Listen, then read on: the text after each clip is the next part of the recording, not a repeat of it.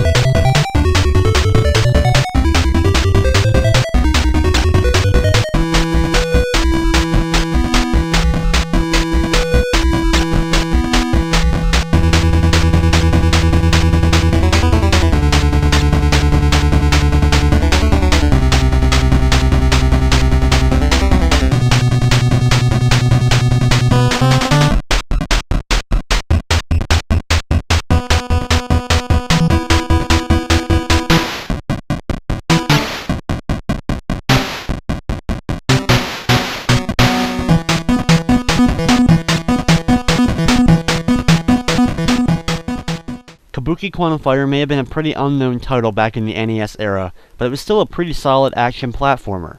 The mechanics of the game, being able to swing from platform to platform, as well as some pretty cool weapons, make Kabuki Quantum Fighter a pretty above average title.